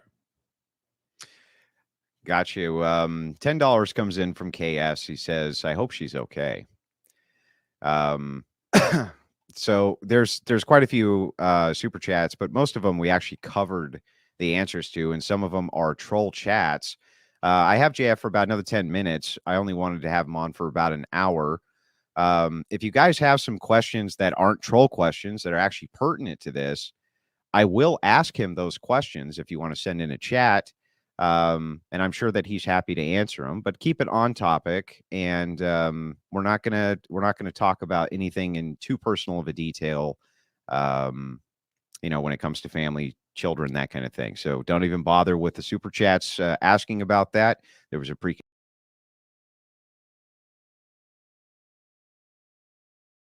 condition. I'm happy to follow that. So send in whatever you want. If you have questions about the details of this, I'm happy to ask them to JF now. So, all right, before I continue, I should just say, if you haven't already, hit the like on this video. It might get out to more people, share it around, and obviously subscribe to this channel. Links in the description will be there for other platforms. Subscribe to them in case I get kicked off YouTube. It certainly wouldn't be the first time. And yeah, that's it. Let's listen to the final few minutes. let's see. There's all over the place, JF. People, it's all over the place. He really started a shitstorm with this, by the way. I'm so good at being hated. Yeah. So let's see. JF said she bought a tent, but why didn't she take it? I think that's a pertinent question. I didn't say she bought a tent. She bought camping material. We already had a tent.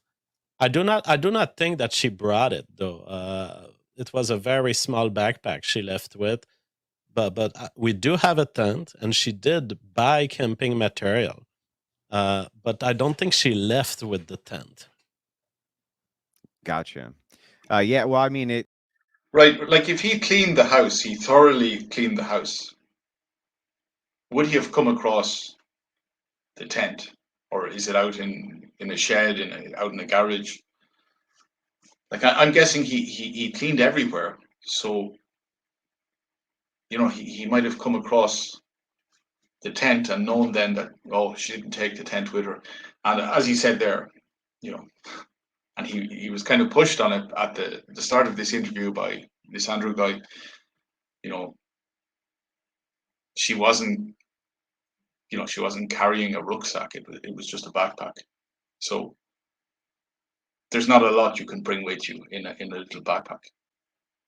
It, according to like the size bag that she was reported having, at least in this report, I doubt that she would be carrying a tent.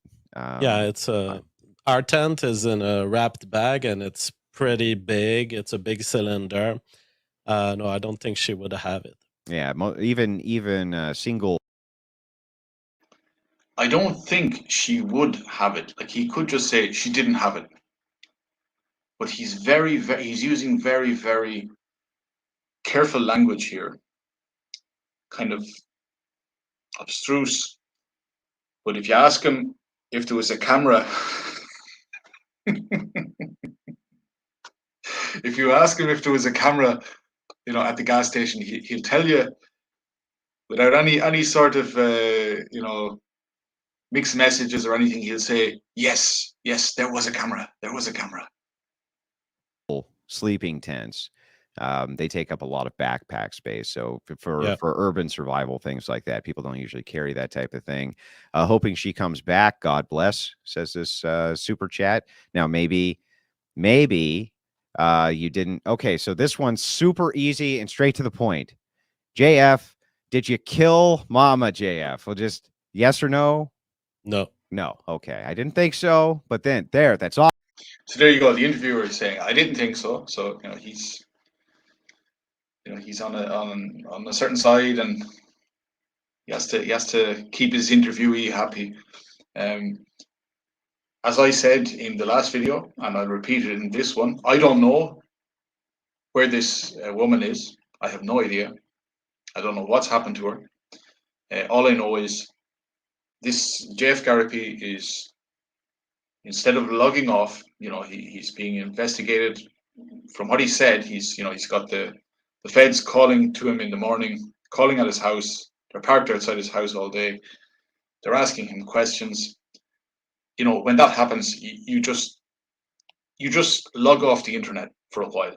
But he's doing interviews, and therefore, we watching and listening to these interviews, we have a right then to try and figure out what's going on here. When he says something and then he says something else, and this kind of thing, it's worth asking questions. I think, given the last number of years with the whole scamdemic, there's a dearth of people out there who will actually ask questions. Most people in the world, 90-something% of them, never ask a single question. Never. They just accept everything wholesale, and that's it. So, I commend people who are making videos, not just on this case, but on other cases. They're not stating anything categorically, whether someone's innocent or guilty, but they're asking questions. And we're supposed to be human beings, and we're supposed to be a species that asks questions. And by asking questions and finding answers and whatever else, we advance. So let's not shirk away from that. Off the table, right? We got it off the table. Is my super chat going to be ready? If it's a troll chat, I'm not. Did you notice how quickly Andrew's laughter stopped there? It was like instantaneous. I'll just see if I can go back.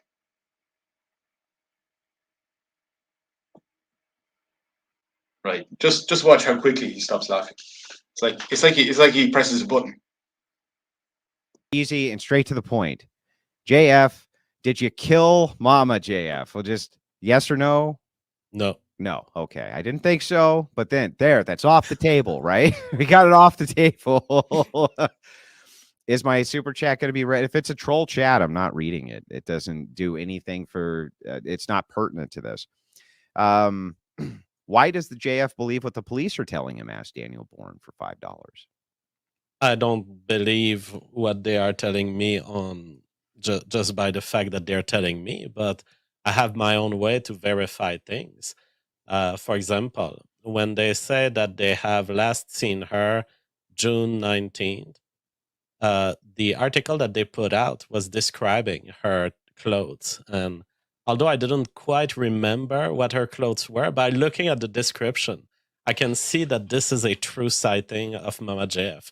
Because as they describe her faux leather jacket, I remember, yes, she did leave with some sort of jacket like this. And so I know that that the sighting is real. I can know because the description is totally in line with the way she left. Well, she probably wouldn't change a jacket out. With a bag that size, I'm guessing she didn't carry many clothes with her. So she probably wouldn't change a jacket like that out anyway. Wouldn't they be able to see that on the security cam footage where you dropped her? Well, yes, but the question here by Danielle is not what they can see, is how do I trust the police? Oh, Well, my okay. answer is I don't trust the police on statement. I check what they report to me, and I can see that it makes sense. This one comes in from Raised Fist. He says they may just find her in the streets of Montreal. That's a direct possibility, right? Absolutely. And as I said, the investigator, maybe she doesn't want to be found. So it's a all build up, this whole thing that could be a big scare, but that is just a reflection of someone who wanted to be free and doesn't want to be found.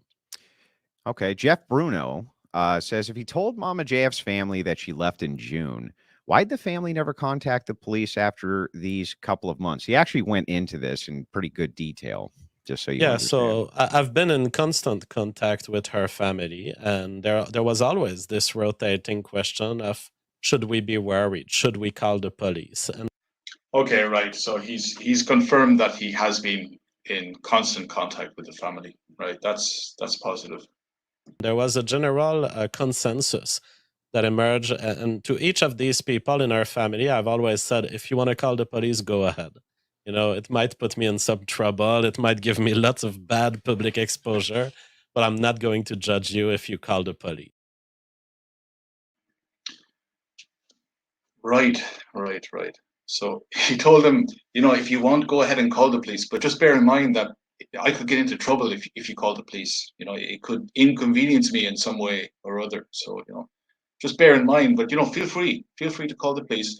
Just remember once again that, it could cause me some problems, he's not saying, yes, go ahead and call the police. I'll call them too. Let's work together. And I'm really worried about her, and I want to know where she is. Even if she doesn't want to come back, I just want to know she's okay. So you call them, and I'll call them too. And each of the individual who most love her are very close family.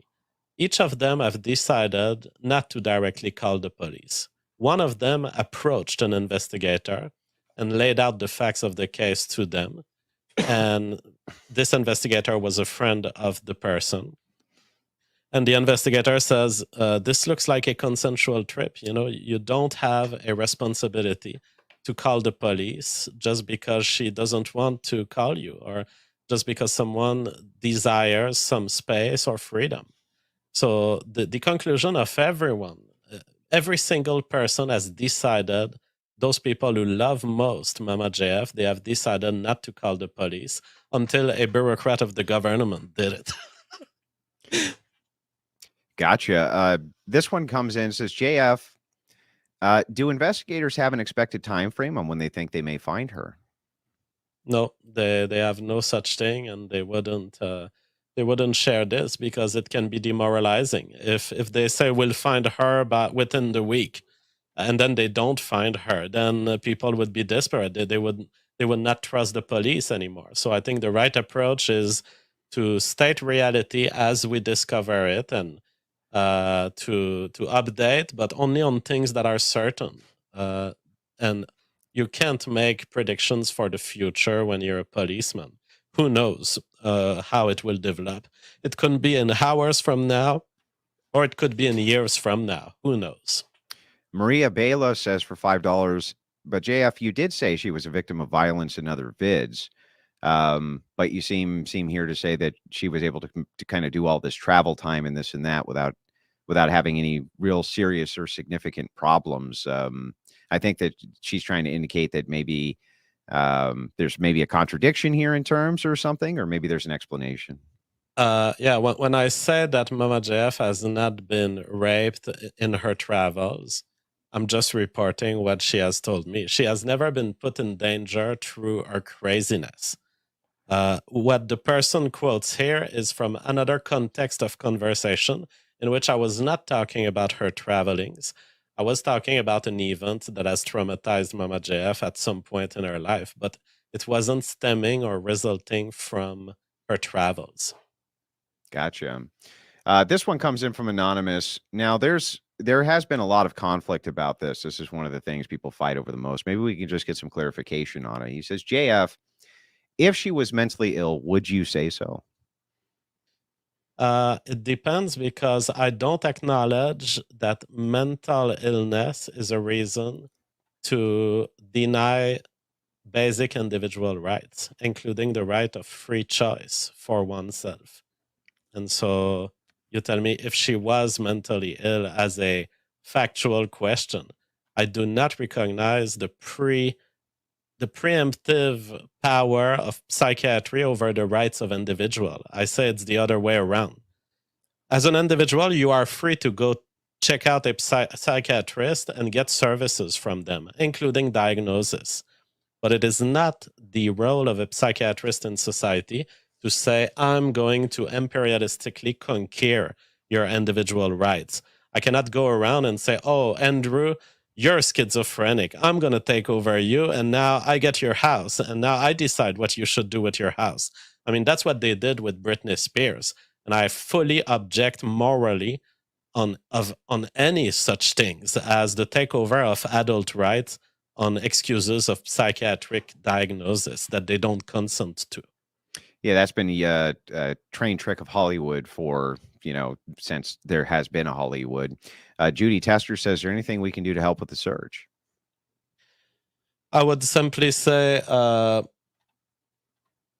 by simply not communicating misinformation and contributing to the absolutely insane environment of invectives and attacks and insults and bad info and bad conclusions, by simply being a neutral being in this whole affair, you would be doing a great deal of good for this search. By being a neutral means you don't do anything. So if you don't do anything, you're good for the search. You're helping the search. By not doing anything, you're helping. You're helping find my lost wife. And whenever you do have information, then the way to help with the search is to communicate it with the police. They are really good. I am impressed by the quality of their work. That's what I tell them every day. Now, it's been a couple of days that they have left me alone, so that there used to be a truck of the feds in front of my house every morning and sometimes at night. And for 2 days now, they have not knocked on my door, and I appreciate. But my door is always available to them, and they can come to me anytime. But at this point, I've given. Yeah, I get the feeling his door is always open, but the threshold isn't to be crossed. I'm just getting that impression here. Given them everything. I've given them everything they needed to know, so they've left me alone for now. But so yeah, collaborate with these guys. I don't think they. And by the way, he has the right. Once they don't have a warrant, he has the right not to let them into his house. But yeah, it's interesting now that they've left. I wonder, is it a new strategy, as well, just to make him think they're satisfied with what he's told them, and maybe feed his ego a bit, or maybe they just have no more questions to ask him. Maybe they have to pool their resources elsewhere. They want to oppress Mama JF or me, and so I think they really want to establish our safety. Yeah, so you would say one of the best things people could do to help is stop being hysterical, calm down, go where the facts are. Maybe something along those lines, maybe? Yeah. Okay. You know what would really help stop the hysteria? If JF stops doing interviews and, disclosing inconsistencies. That would really help stop the hysteria.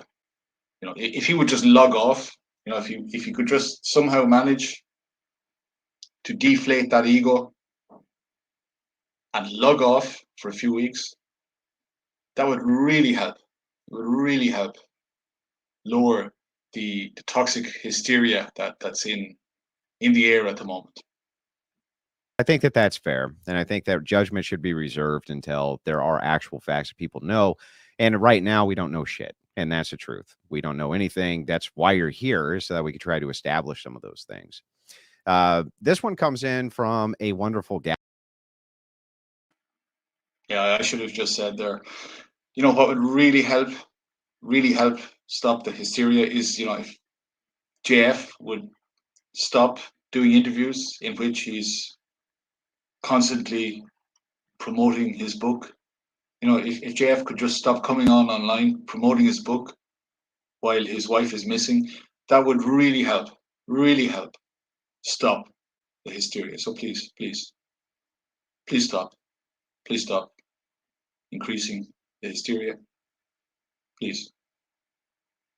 Galaxy. And I was kind of curious about this myself. Why do you refer to Mama JF in the past tense? Well, because she has gone from my life. So, I mean, in French, we don't have this thing where if you talk about someone in the past, it means they're dead. It's like if I talk about, my mother is alive, and if I talk about my mother in French, I will say she did that in the past. She was a secretary, and it's not indicative that she's not a secretary anymore. It just means that she was a secretary at the time, or that she has been a secretary for a long time. So personally, it's partly perhaps an influence of French, and also an influence of the fact that I consider that Mama JF has gone out in a way that I'm not physically tied to her anymore. I still consider myself fully dedicated to her interest, but not in the same way as an active spouse who lives on an everyday basis would be. Mr. Krabs says for $5, JF, with respect, you didn't actually answer the question. If she were mentally ill, would you tell us? Well, there is a false premise to your question that mental illness is a fact. Mental illness is a human judgment. And so I will refuse to engage with your question because there's a hidden moral prior in a factual word of your question. It is very grave what you're attempting to do here. And people don't realize how grave it is to talk of mental illness as a fact. Mental illness is a human judgment, a moral one that comes with intent to take over the life of someone in our society right now, the way they did to Britney Spears and the way they did to others. And I will never participate to this artifice of deception that it is to start claiming that mental illness is a factual description of anything. It's funny. My wife always says she read a great book once, and she always says, mental illness is actually a problem in living, right? That's it's a great quote, I must admit. Paul asks, do you expect to be scrutinized for any future relationships you may have? That seems like a fair question. I mean, I do not desire to engage in future relationships. I'm super satisfied with what I have in life, and so I'm not looking for a future relationship. It could come to me because I've said I would be open to suggestions, but I wouldn't actively seek a woman. Well, someone like me has taken a path of life where it's impossible to expect a normal relationship ever. So you say scrutinize. I mean, it's more than scrutinized. When you're a public person, you come up, people hate you before they even met you. People love you before they even met you. People have all their paranoias deployed onto you, and their constructs and their fears are projected onto you. So the kind of life that I've chosen is a life of constant scrutiny and constant injustices. People judge me for lies that are on the internet for decades, for a decade at least. So I don't know how to answer to your question. Scrutinized, I am scrutinized in every way, and 100 times worse than any human being, any normal human being. I mostly just. Yeah, you know what's going to get you scrutinized when your wife goes missing, and you know you don't really come public with it until 4 months later. and you're telling other people if they want, they can try to find her, but maybe she doesn't want to be found. I think that's going to lead people to scrutinize you. Scrutinize you for your accent, JF, to be honest with you. Nope for $5 Canadian says, hey, JFG, the trolls in chat are from a Rumble streamer known as Judy Tester. She's a toxic person. I'm sorry you're being attacked so much. I don't know who this that's the person life is. I've chosen. So I've been a streamer from the very first day that streams existed. So that's how far back it goes. I've been forming this community. What people know today as streaming, I was the first, and we were with 5 watchers on streams, yelling invectives at each other, insulting each other, using dirty language, and I live in this community, and I will forever be tied to this community. And I know the amount of shit you get in this world, and I'm ready to take it. Gotcha. Mr. Krabs also, he had the mental ill question. He sent in this follow-up and just said, I appreciate the content, JF, and I hope she's safe. Derek G for $10 says, well, I'm not going to beat that dead horse, dude. We just went over it multiple times. If you guys have any last minute follow-ups, now's the time to put them in so I can let JF get about his night. And I appreciated him taking the time out. I know that you're coming up on vacation here shortly, taking a few days off from the crazy. That's what yes. I'm told.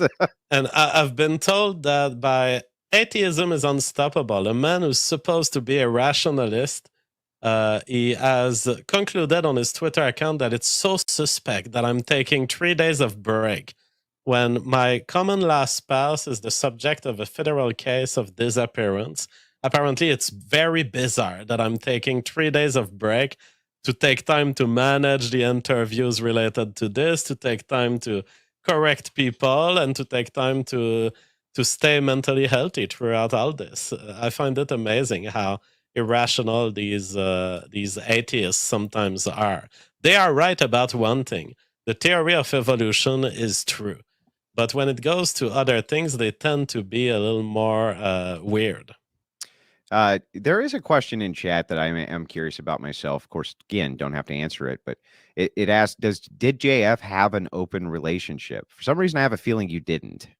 No, I do not do open relationship. I've always told Mama JF that I expect full monogamy. And if she wants to have another boyfriend, it has to be following a break of our physical presence around each other. I cannot tolerate any other potential fathers fathering children that I could care for. And so there needs to be a clean break. There needs to be, if you ever return to me, there needs to be sexual transmission disease tests. And I need also to establish that you have not given one of your eggs to another father. So I need. Right. I wonder when he's examining her, to make sure that, she's not contracted any diseases, etc. I wonder, does he wear the hazmat suit? To establish that you have not produced other babies. Those are the conditions of monogamy, and I impose them in full. Gotcha. Reddit Silver Member says, is it comforting knowing there are so many people out there who care for her and her safety, and they'll eventually find her? I don't need comfort because Mama JF is a free woman. She has gone freely, and I need not to be comforted for the worries of a bunch of fucking normies. You guys are the one worried. I'm the one who fully trusts this woman. Gotcha. Last question that I'll give you before I let you go. This one's from the Made by Jim Bob show, who you guys have had so many wonderful. Yeah, some people have proposed the idea that JF is not worried about her at all. He's not worried about her. And then people say, well, why is he not worried about her? What does he know that other people who are worried don't know? Arguments. He just couldn't help himself. He says, do theories ever become facts? A theory is always a theory, but it can be true by the light of certain facts and false by the lights of others. For example, the theory of evolution will always be a theory. But there can be facts that come in that force you to accept the theory of evolution. For example, the resemblance between the ribosome of bacteria and the ribosome of humans is a fact that binds you to accept the theory of evolution. It is the only truth possible to explain the evolution from bacteria to humans. So that's how theories relate to fact. They always supervene onto them. They're always something else, but they can be fully confirmed by them. Gotcha. JF, is there anything else that you want to say in this interview before I let you go? Anything else you want to get out there? Anything else that you want to clarify? No, I would say to everyone, be a little less imperialistic, be a little less trying to control what others do, and enjoy life. Mama JF would not want, no matter whether she's alive or dead or she's exposed herself to risks that she didn't want, and there may have been outcomes that she didn't want to happen. No matter what is her current state, she would have wanted in every way that everyone here enjoy their life, enjoy the people you love around yourself, hug them, be happy, and let everyone around you free, and just show your appreciation for existence. Gotcha. Well, JF Gariepy, I truly appreciate your time tonight. I know that you have another interview coming up. I think, is that with Dick Masterson? Is that what I heard? I will be on Dick Masterson tomorrow, on Sunday. And I will be on Lauren De Laguna, a streamer about true crime stories, on YouTube tomorrow. Well, good. You know, really, really sensible. Really, really sensible. You know, you've been interrogated, questioned by the feds for days. They've been parked outside your house, and you're going to go on a live stream with a woman who does murder mysteries. You know, just genius. I really, if this guy has a lawyer, I should really hire him, because they're giving him the best advice ever. But I'm sure he doesn't have a lawyer, because you know he knows everything.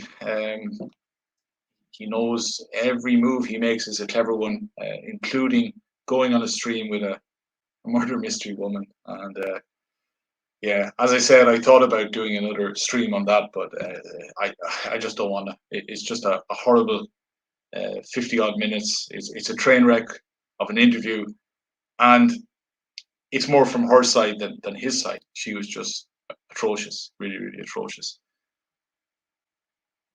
Good luck with Lauren De Laguna. I hope. Is she? Do you know her? I do. So tell me about her. Should I be worried?